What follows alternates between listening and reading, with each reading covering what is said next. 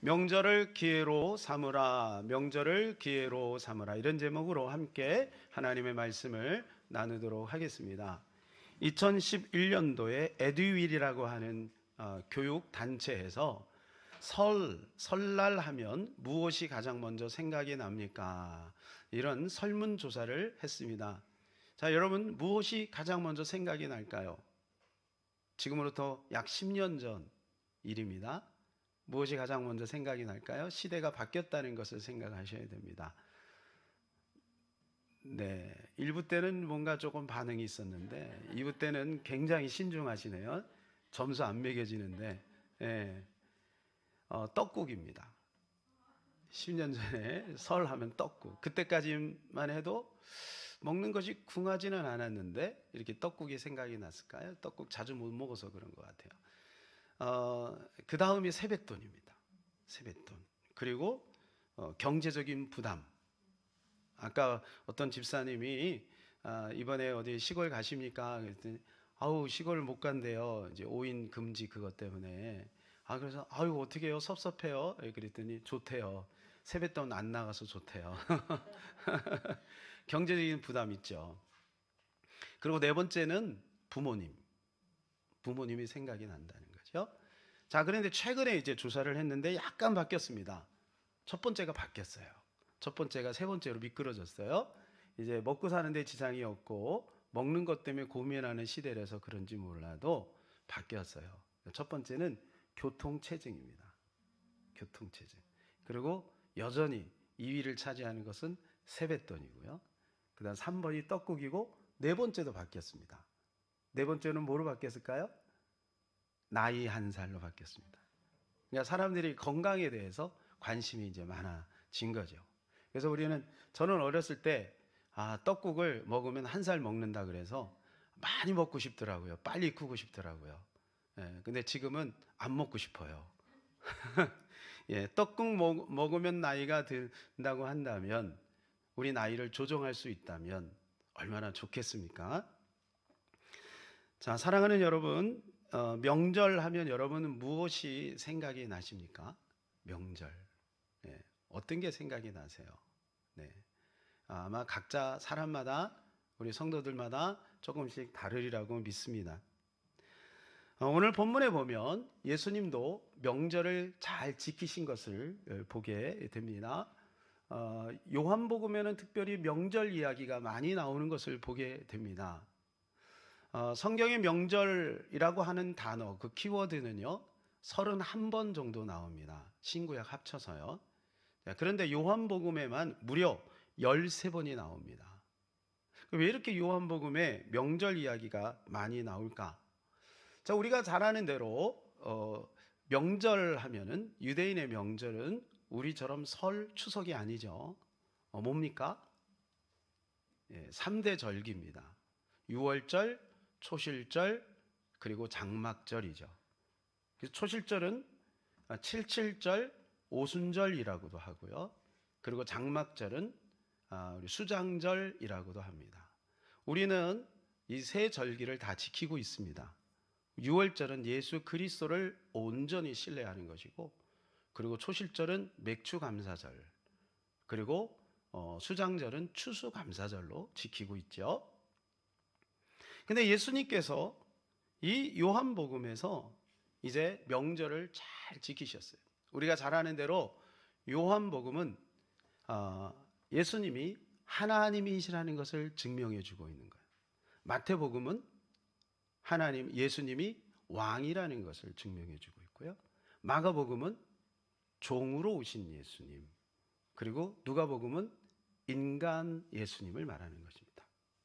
사실 제가 볼 때는 누가복음에 더 많이 명절이 기록되는 것이 맞지 않을까 그런 생각이 듭니다. 하나님 되신 예수님이 굳이 명절을 지킬 필요가 있겠습니까? 지킬 필요가 없죠. 그러나 예수님은 하나님이지만 인간이 만든 것들을 존중하시는 것이죠. 그리고 예수님이 명절을 지키신 두 번째 이유는 뭐냐면 바로 하나님이 명절을 정하셨기 때문에, 그 명절을 제정한 것은 하나님이 정한 거예요.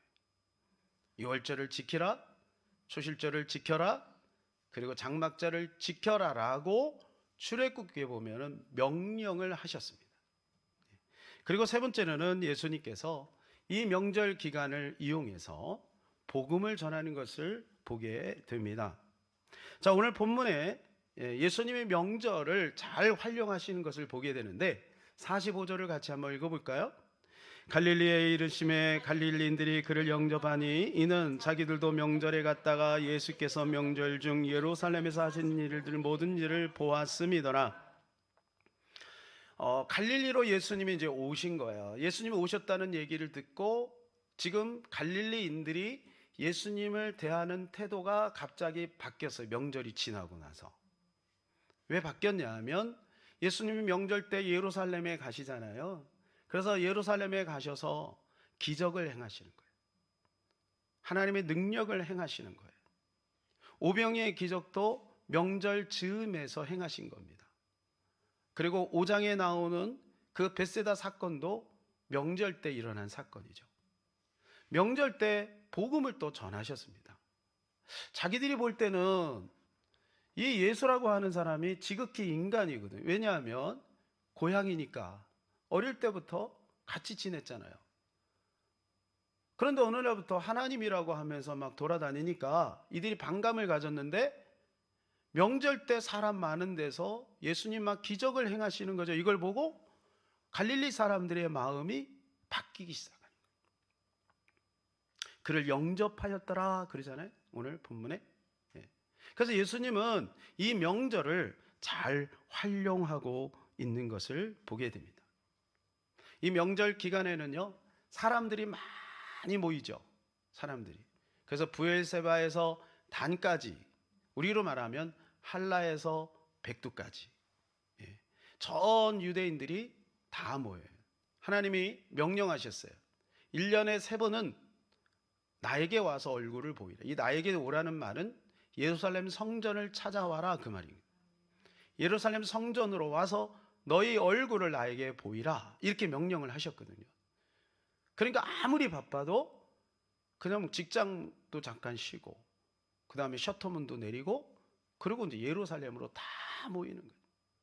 그래서 예수님은 이때를 기회 삼아서 복음을 증거했다는 거예요. 우리도 이제 명절을 맞이하게 되면 이제 여러 군데 아무래도 찾아가게 됩니다. 그죠? 아무리 우리 사회적 거리가 있어도 우리는 뭐 전화로 하든지 아니면 여러 가지 모양으로 우리가 오고 가면서 찾아가게 되어 있죠. 그래서 우리가 이 명절을 우리가 좀 잘 활용하면 좋겠다라고 하는 것입니다. 첫 번째는 이 명절에 보여주는 기회로 삼으시기를 바랍니다. 45절을 우리 마킹되어 있는 부분을 유념해서 같이 읽겠습니다. 갈릴리에 이르심에 갈릴리인들이 그를 영접하니 이는 자기들도 명절에 갔다가 예수께서 명절 중 예루살렘에서 하신 모든 일을 보았음이더라. 뭐 했다고요? 보았다는 거예요. 보았기 때문에 예수님을 달리 보게 되는 거죠. 예수님의 행하신 일을 본 거예요. 그래서 예수님은 지금 명절을 통해서 전략적으로 복음을 증거하고 있는 것이고 갈릴리 사람들이 자기를 지켜보고 있음을 의식하고 있는 거죠. 그리고 이것을 잘 활용하고 있는 거예요. 자, 43절에서 44절을 읽겠습니다. 이틀을 지나매 예수께서 거기를 떠나 갈릴리로 가시며 친히 증언하시기를 선지자가 고향에서 높임을 받지 못한다 하시고 4절에 있는 말씀은 빨간색으로 되어 있습니다. 성경을 보게 되면 빨간색은 예수님이 직접 하신 말씀이에요. 즉 이 말씀은 성경을 설명하기 위한 구절이 아니라 예수님이 직접 말씀하신 거예요. 친히 증언하시기를 얘들아 선지자가 고향에서는 높임을 받지 못한다. 이런 얘기. 무슨 말인가? 혈육에게 복음이 증거되는 것이 너무너무 힘들고 어렵다. 예수님이 이렇게 말씀하셨으니 여러분들도 친인척들에게 또 가족들에게 복음을 증거할 때 혹시라도 어려움이 있거나 그럴 때 위로받으시기를 축복합니다. 어렵죠. 어렵죠. 우리의 단점도 알고 또 감정도 좋지 않을 수도 있고 그러니까 이게 복음 전하기가 쉽지 않아요. 그러나 예수님은 이걸 포기하지 않았다. 그리고 이거를 전략적으로 명절을 이용해서 다른 지방에서 그것을 이용해서 보여주었다는 거예요. 이것이 바로 우리 예수님의 지혜인 것입니다. 자, 예수님이 왜 이 말씀을 하셨을까요? 그것은 예수님이 야, 섭섭하다, 그게 아니라 아쉬운 겁니다. 나로 말미암지는 않고는 구원받을 자가 이 세상에 아무도 없거든요. 그들이 인정하든 인정하지 않던 예수님을 통하지 않고는 구원받을 자가 아무도 없거든요. 그러니까 그들이 예수님 받지 않는 건 누구 손해냐면 그들의 손해인 거예요. 복음을 받아야 하거든. 사랑하는 여러분, 그래서 교회 안에서 여러 가지 혈육이나 나이나 그리고 사회 신분이나 이런 걸 떠나서 메시지를 받아야 합니다. 그러니까 메시지를 받지 않는 것은 누가 손해냐면 본인이 손해예요. 제가 20대 초반에 전도사가 됐습니다. 중학교 3학년 때부터 그 교회를 다녔어요. 그러다 20대 초반에 지금 승민이 나이 때 전도사가 됐으니 여러분 뭐 전도사 하라고 하면은 여러분이 가서 전도사님 하기가 쉽지 않겠죠. 근데 그때 성도들은 담임 목사님이 그렇게 하라고 하니까 참 순종하면서 잘했던 거예요. 지금 생각하면 굉장히 송구해요. 어떻게 하다 이제 목사님이 주일날 나서 이제 자리를 비웠어요. 그래서 제가 주일 낮 예배를 인도하게 된 거예요. 얼마나 두렵고 떨리는지. 근데 성령이 임재하시고 성령이 역사하니까 그 어린 나이에 복음을 전하는데도 불구하고 은혜를 받으시더라고요. 그런데 그 중에는 그냥 여전히 성관아 이런 사람도 있어요. 근데 그것은요, 물론 쉽지는 않아요. 그런데 그렇게 되면 결국 그 영혼이 죽어요. 그 권위를 무시하게 되기 때문에. 그 권위를 누가 세웠냐면 하나님이 세운 거거든요. 그래서 하나님이 세운 그 권위에 대해서 본인이 따르지 않기 때문에 그것은 이제 본인이 힘들어지는 거죠. 그리고 메시지 자체가 그 영혼 깊은 곳에 들어가지를 않는다는 거예요. 예수님도 마찬가지입니다. 섭섭하다 그것이 아니고 아쉬운 거예요. 그래서 예수님이 지혜롭게 행하는 겁니다. 여러분들도 이제 명절에 친인척들을 이렇게 만나서 우리가 주님의 복음을 전하고 싶은 간절한 마음들이 있을 거예요. 만일 우리에게 기적을 행할 수 있는 능력이 있다면 예수님처럼 보기 좋게 오병이어의 기적을 막 행하고 오늘 38년 된 병자도 막 고치고 막 이러면요, 그들이 뭐 당장 무릎을 꿇고 회개하고 눈물을 흘리고 그러겠죠. 그런데 아쉽게도 우리에게는 그게 없어요. 그러면 우리에게 기적은 과연 무엇일까요? 그것은 사랑이 아닐까요? 헌신이 아닐까요? 용서가 아닐까요? 우리 얼굴은 걸어다니는 전도지입니다. 우리가 예수 믿는 거 다 알아요, 친척들이.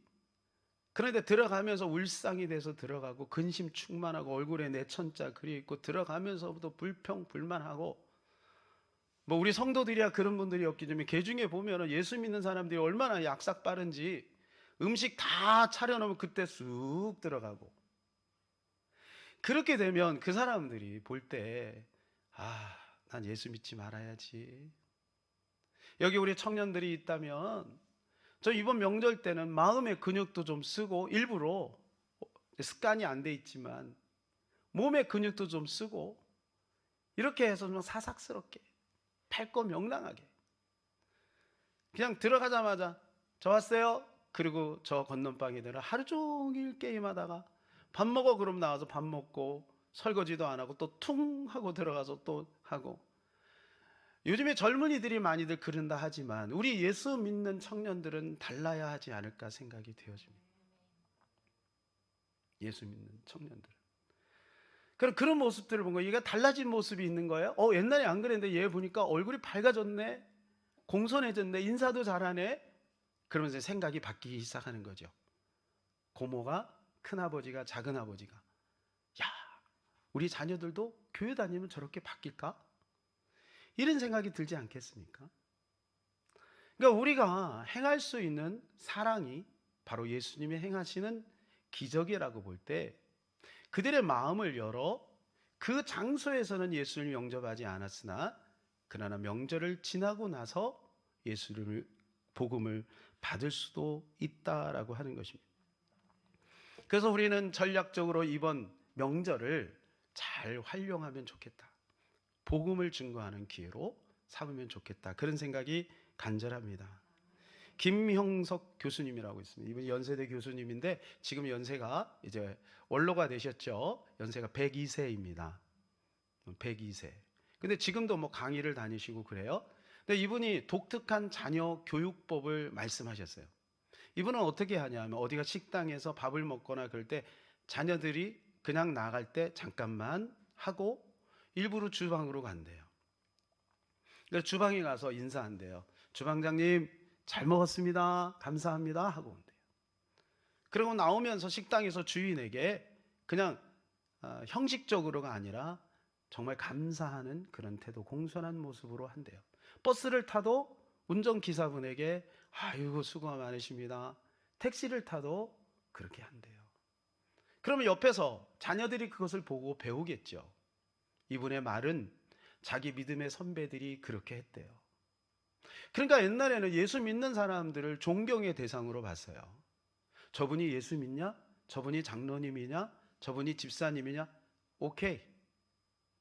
근데 지금은 많이 아쉽죠. 그러니까 우리가 예수 믿는 사람들이 만일에 이런 모습들을 가지고 있다면 직장에서 또 사회에서 또 이런 명절 기간에 우리가 조금 더 우리의 마음의 근육, 몸의 근육을 쓸 수 있다면 아마 좀 더 많은 분들에게 복음이 증거되지 않을까 그런 생각을 해보게 됩니다. 이 가나에서 갈릴리 가나에서 이제 두 번째 기적을 행하세요. 첫 번째 기적은 물이 변해서 포도주가 되는 기적이죠. 두 번째 기적은 오늘 본문에 왕의 신하의 아들이 있는데 죽을 병에 걸렸어요. 그리고 예수님하고 대화하는 가운데 죽어버렸어요. 그리고 예수님이 그를 고치세요. 그 장면이 소개되고 있습니다. 근데 이것 때문에요, 그 가족의 전체가 구원을 받아요. 53절, 그의 아버지가 예수께서 내 아들이 살아있다 하신 말씀 그때인 줄 알고 자기와 그 온 집안이 다 믿으니라. 그의 온 집안이 다 믿으니라. 예수님은 특별히 자기 고향의 사람들이 당신을 영접하지 않는 부분에 대해서 굉장히 애처롭게 생각합니다.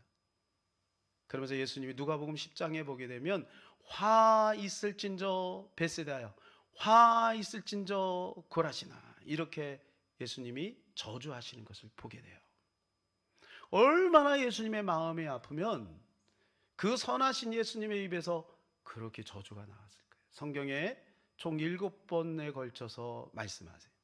그런데 이렇게 대다수에게 말씀하시는 것은 흔히 있는 일은 아니에요. 근데 그들이 대부분이 예수님을 받아들이지 않았다는 거죠. 예수님을 영접하지 않았다는 거죠. 그런데요, 참 놀라운 것은 예수님은 그 자기 고향 사람들에게 복음 전하시는 것을 포기하지 않으세요. 이렇게 열심히 복음을 전해요. 마치 우리가 우리 사랑하는 친척들에게 복음 전하는 것을 포기하지 않듯이. 그런데요, 결국은요, 그들 가운데 하나님의 놀라운 일꾼들이 생겨요. 놀라운 것은 이 갈릴리 지방에 있는 사람들이 중에 예수님의 제자가 무려 6명이나 나옵니다. 베드로, 안드레, 야고보, 요한, 빌립, 바돌로메가 갈릴리 출신, 예수님의 고향 출신. 그 중에 사도 요한과 야고보는 예수님의 이종 사촌이에요. 마리아의 동생이 있습니다. 예수님의 어머니의 여동생 살로메. 살로메의 두 아들이 바로 사도 요한과 야고보예요. 야고보는 첫 번째 순교자가 되고 사도 요한은 요한계시록을 쓰는 그러한 맨 마지막의 사도로 남죠. 이렇게 하나님께서는요, 포기하지 않고 복음을 전했을 때 우리 가족들을 통해 우리 친척들을 통해서 복음의 확산이 있게 하신다. 다윗도 보게 되면은요, 요압도 자기의 사촌입니다. 하나님이 그렇게 일을 하시는 거예요. 그러니까 여러분, 인재를 어디서 찾느냐? 여러분, 영적인 파트너를 어디서 찾느냐? 멀리서 찾는 게 아니라 우리 가족들에게서 찾아야 되는 거예요. 우리 성도들에게서 찾아야 되는 거죠. 끝까지 복음을 전했더니 결국 이런 수확을 갖게 되시는 거죠. 두 번째는 성령 충만한 기회로 삼으시기를 바랍니다. 아무래도 이번 기회는 이제 조금 왕래가 좀 오인 금지니까요. 이상 금지니까 왕래가 저질이라고 생각이 되어집니다. 그렇기 때문에 가족들하고 이제 아무래도 자주 있겠죠. 시간이 조금 남을 수도 있겠죠. 네, 이런 기간에 저는 여러분들이 하나님을 다시 한번 영적으로 회복하는 그러한 기회가 되었으면 좋겠습니다. 옛날에는요, 당연히 그랬어요. 그래서 명절 기간에 이제 바빠서 못했던 기도, 금식 이런 거 하려고 막 기도원으로 많이 가고, 명절 때 막 기도원이 메어 터졌어요. 근데 지금은 코로나도 있고 그래서 그런지 몰라도 명절 때 기도원 찾는 분들이 많지 않습니다. 혹시 여러분 가운데 이 명절을 통해서 기도원에 가서 기도하고 싶은 분들이 있으면 저는 추천하고 응원하고 싶습니다. 만일에 그런 여건이 안 된다면 가정에서라도 우리 가정 예배를 좀 더 진지하게 드리면서 다시 한번 영적으로 힘을 얻는 그런 시간이 되었으면 좋겠습니다. 예수님께서는 요한복음 7장에도 명절 때 이렇게 말씀합니다. 37절에서 39절입니다. 명절 끝날 큰 날에 예수께서 서서 외쳐 이르시되 누구든지 목마르거든 내게로 와서 마시라. 나를 믿는 자는 성경에 이름과 같이 그 배에서 생수의 강이 흘러나오리라 하시니 이는 그를 믿는 자들이 받을 성령을 가리켜 말씀하신 것이라. 명절 끝날, 명절 기간이 이렇게 다 지나가고 이제 마지막 끝날은 큰 날인 거예요. 큰 날은 사람들이 더 많이 모이죠. 우리도 이제 축제가 여러 축제가 있지만 큰 축제 때는 많이 모이잖아요. 그러니까 사람들이 많이 모이니까 기회가 더 주어진 거예요. 그래서 예수님께서 일어서서 큰 소리로 외친 거예요. 누구든지 목마르거든 내게로 와서 마시라. 그것은 너희에게 임할 성령이다. 이렇게 말씀을 해주고 있습니다. 이 생수의 강을 마셔야 된다는 거예요. 이 명절 때 우리가 마셔야 되는 거죠. 물론 유괴 음식도 여러분 열심히 드시기를 바랍니다. 그동안 못 드셨던 것도 많이 드시기를 바랍니다.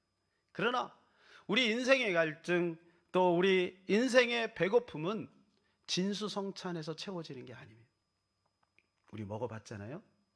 먹고 나오면 나오는 것이 있어요. 배만 나와요. 먹지 말라는 건 아닙니다. 저도 열심히 먹을 거예요. 그러나 진정한 인생의 배고픔은 오직 하나님의 복음으로, 은혜로, 성령으로 채워지는 줄로 믿습니다. 우리 사랑하는 성도님들이 보면 참 열심히 말씀 기도로 올리세요. 참 대단하세요. 이번 명절 기간에도 여러분 스톱하지 말고 계속 하시기를 바랍니다. 계속해서 말씀 기도. 그래서 우리가 성령 충만하면 얼마나 좋겠습니까?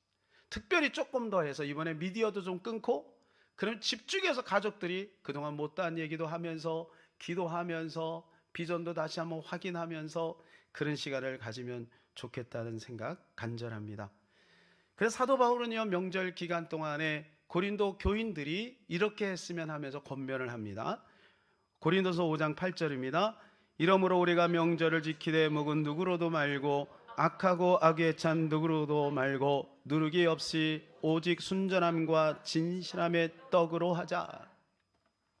오직 순전함과 진실의 떡. 너희들 세상에 그 좋은 것들도 많이 먹어라. 그러나 그거보다도 오직 순전하고 진실한 떡, 하나님의 복음, 생명의 떡 예수 그리스도로 채워라. 그 말씀을 해주고 있는 것이죠. 그래서 예수님이 명절이 올 즈음에서 일부러 오병이어의 기적을 해야 하는 거예요. 그래서 사람들이 각인시키는 거. 명절 되면 많이 먹잖아요. 사람이 떡으로만 살 것이 아니고 하나님의 입으로 나오는 말씀으로 살아라. 요즘에 먹방이 많습니다. 저도 사실은요, 진짜 먹고 싶은 거 보면 영혼이 기뻐요. 영혼 정말 기뻐요. 이야, 맛있다. 기뻐요.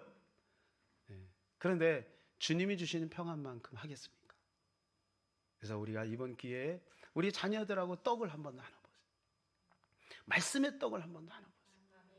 만일에 예수 믿는 우리 친척들과 만난다면 서로 말씀의 떡을, 그리고 서로 기도 제목을 한번 가지면서 같이 한번 기도해 보시면 어떨까, 그런 생각이 있습니다. 예수님은 또 그 명절 기간을 통해서 어렵고 힘든 사람을 도와줍니다. 5장 1절입니다.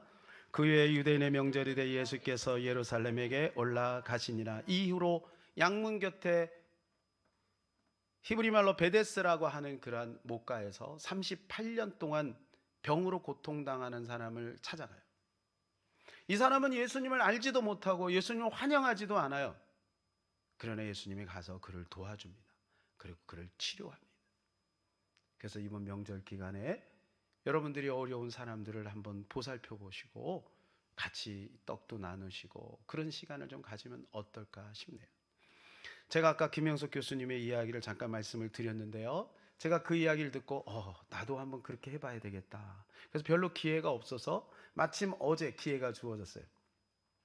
어제 차를 고치는데 한 대서 고생하시는 것을 보면서 제 마음에 문득 조금 더 드려야 되겠다, 이런 생각이 든 거예요. 그래서 그분이 요구하시는 금액은 송금해 드리고 현금으로 10,000원짜리를 하나 따로 챙겨서 이렇게 드렸어요. 사장님 애쓰셨습니다. 추운데 고생하셨습니다. 너무 잘 나왔네요. 감사합니다. 이렇게 인사를 드렸더니 사모님의 앞에서 탁 문을 열고 나오시는 거예요. 그럼 제가 저를 밝혔죠. 저는 목사입니다. 꼭 예수님 믿으시기 바랍니다. 아니, 안에서 들은 거예요. 그랬더니 문을 일부러 탁 열고 나오면서 목사님 감사합니다. 안녕히 가세요. 뭐 10,000원이 뭐 얼마나 크겠습니까?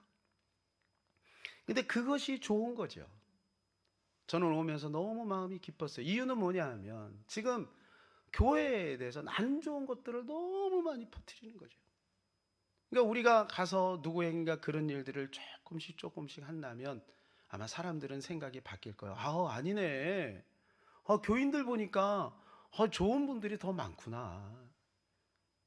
저는 그것이 하나님의 나라를 이루는 것이 아닐까 생각이 되어집니다. 뭐 우리 성도들은 그런 분들 없겠지만 어디 가서 막 10원이라도 하나 더 깎으라고 막, 우리 교인들 중에서 보는 어떤 할머니는 시골에서 새벽 예배 주여 하고 오면서 남의 밭에 고추 다 따다 가지고 주여 감사합니다. 호박도 따가 오이도 따. 지금이야 그런 분들이 없었겠지만 옛날에 힘들 때 그런 일들이 종종 있었지. 그러니까 우리가 이번 기회를 통해서 이런 모습들이 넘쳤으면 좋겠습니다. 이제 말씀 맺겠습니다. 예수님은 참 지혜로운 것 같아요. 예수님은 어떻게든지 복음을 증거하기 위해서 이 명절을 이용하셨습니다. 그리고 그 포기하지는 마음 때문에 많은 사람들이 주께로 돌아올 수 있었습니다. 우리는 이 명절 기간에 더욱더 주님께 마음을 두어서 육신의 안식도 얻고 영혼의 풍성함도 누리는 복된 시간 되시기를 예수님의 이름으로 축복합니다. 오 신실하신 주 하면 찬양하고 기도하기를 원합니다.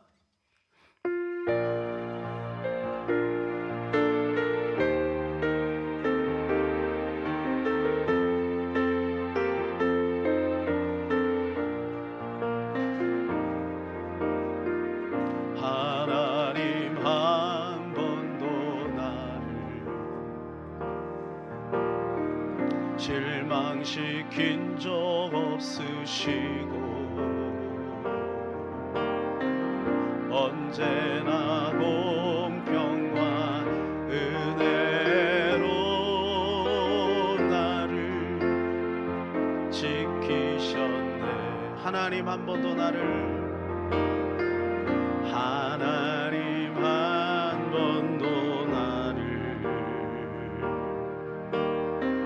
실망시킨 적 없으시고 언제나 공평과 은혜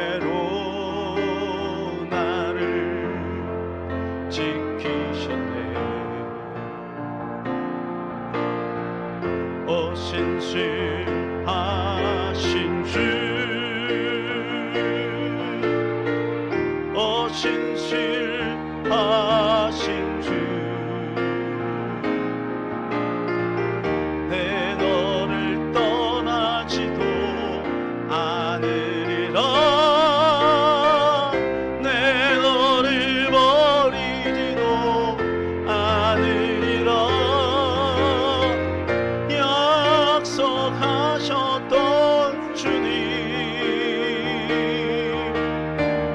그 약속을 지키사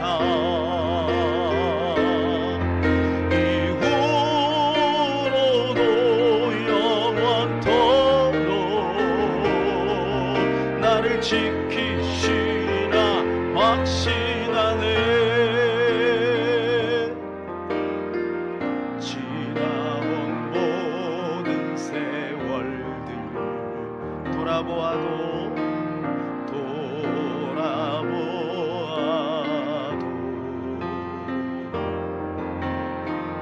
그 어느 것 하나 주의 손길 안 미친 것 전혀.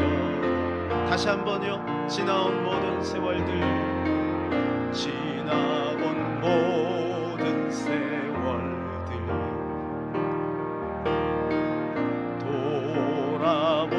돌아보아도 그 어느 것 하나 주의 손길 안 미친 것 전혀. 오 신실하신 주, 오 신실하신 주, 오 신실하신 주. 주께서 말씀합니다. 내 너를 떠나지도 않으리라. 내 너를 버리지도 않으리라. 약속하셨던 주님, 그 약속을 지키사